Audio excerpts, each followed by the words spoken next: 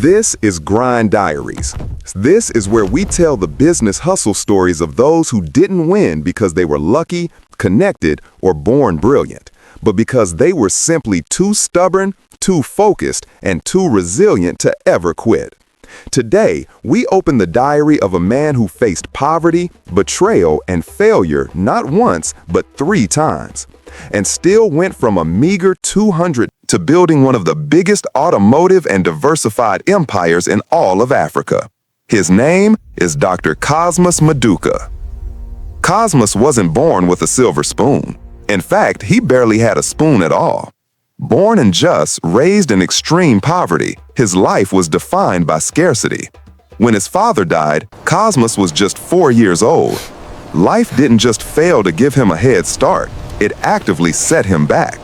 He had to drop out of primary school at elementary 3, and at the tender age of 6, he was on the streets, helping his mother hawk hot fried akara bean cakes just to ensure the family could eat that night. There was no inheritance, no safety net, no plan B. His only plan was survival. At the critical age of 7, he was sent to Lagos to start his apprenticeship under his uncle, working in an auto spare parts shop. 7 years old. For 7 years, he lived the harsh reality of the famed Igbo apprenticeship system. No toys, no real childhood. Just the daily, unforgiving reality of hot Lagos sun, grease, dust, noise, and hunger. He slept on the floor of the shop year after year, working tirelessly. But that grinding environment was where his foundation was poured. He wasn't just moving boxes, he was learning the trade, mastering the complex language of spare parts, especially those imported from Japan. He once said, "The only way to succeed is to work hard, be focused, and be disciplined." For Cosmas, this wasn't a motivational quote. It was the daily operating manual for survival. He worked like a machine, opening the shop before sunrise, closing long after dark, serving customers and winning respect, their trust. He observed the Japanese suppliers and learned their values: commitment, humility, and precision. He realized that the way you handle a single, small spare part is the same way you should handle $1 million contract. He kept going, relentlessly, because consistency is a currency, and Cosmas was investing daily in his future. Then came the devastating blow.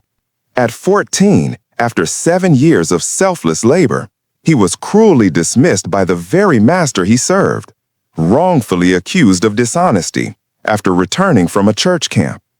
The betrayal was absolute. He was given a meager 200 naira, about $1 at the time, and told to leave. No severance, no shelter, just one shirt, one small note, and one overwhelming decision to make: to bend or to rise. He chose rise. He found a small corner in the market, borrowed a table, and started his own tiny trade. His capital, that single 200 naira note. But dreams don't care about the size of your seed, only your relentless grind. But the trials weren't over. His first major attempt failed. He lost all his capital when a wrong consignment of spare parts arrived, unsellable goods that plunged him into deep debt. He had to close his shop. He literally had to start over again, reduced to using a weighing scale that was a wedding gift, charging 10 kobo for every customer who stepped on it, just to survive and feed his young family. The business grew again, but then the deepest storm hit. A partnership with his own brother dissolved in disagreement. This was a collapse of both business and family trust. Cosmas, now a young man, once again walked away with absolutely nothing. He was forced to start over for a 3rd time. Let that sink in. Most entrepreneurs don't recover from one major, devastating failure.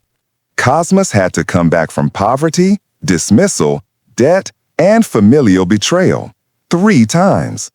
With nothing left but his reputation, he built his own brand in 1977, Kosheris. The name is a direct tribute to the 2 people who mattered most, Cosmas and his supportive wife, Charity. He made a core vow then: I will succeed with absolute integrity. He often said, the least level of money is what people focus about. The first level is credibility. For him, character was the ultimate capital, and his wife Charity was his unshakable rock, the foundation of the brand.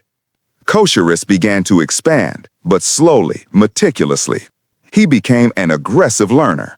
In 1982, his first monumental break came when the Nigerian government granted only 10 import licenses for motor companies to operate, and Kosherist, a firm built on integrity, was selected. This was the turning point. He used the opportunity to travel internationally, studying global markets and knocking on the high-level corporate doors that others feared to even approach. His company soon diversified far beyond spare parts, moving into manufacturing, ICT, petrochemicals, auto components, and even agribusiness. This was not just about profit. It was about building a structure for nation building. And then the ultimate automotive breakthrough, BMW. While others doubted, mocked, or called him completely unrealistic, pointing to his lack of formal education, he stayed relentlessly obsessed. His reputation for reliability and integrity was the only pitch he needed. He secured the exclusive distribution deal for BMW in Nigeria, followed by the exclusive rights to market the ultra-luxury brand Rolls-Royce, as well as Jaguar Land Rover and Ford. The empire he built is valued at a massive $500 million, but its impact is even greater. His vision for diversification includes the 5,000-hectare Kosherist rice farm in the state, a project designed to tackle national food insecurity and create an estimated 3,000 jobs. From a broke 7-year-old apprentice to the exclusive distributor of the world's most prestigious cars. From that small 200 ringgit to a national conglomerate that provides employment and food security. Not because he was a genius. In his own words, he simply said, I am not a genius. I just focus on the work. Cosmas Maduka's life offers us 3 timeless, powerful truths.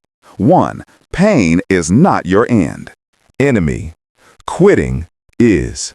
2. Integrity compounds before money does. 3. Your beginning is not your verdict. So if you're tired, broke, unnoticed, and underestimated, good. That means your story is not finished. Cosmas had every single excuse in the book to quit. Poverty, loss, betrayal, rejection. But excuses don't build empires. Consistency and unwavering character do. From 200 to Kosherist, the lesson is simple. You don't need a university degree, you don't need a spotlight, and you don't need powerful connections to start. You need grit, you need faith, you need endurance, and you must keep going, especially when no one sees you. If you like stories like this, check out the story of the man who was rejected by over 200 investors, fired from his own vision, and still turned a tiny Seattle coffee shop into a global empire that changed how the world spends its mornings. This has been Grind Diaries, Business Hustle Stories. If you want more real stories of those who made it through consistency, not privilege, turn the next page with us. Your grind is your story, and your story is not done.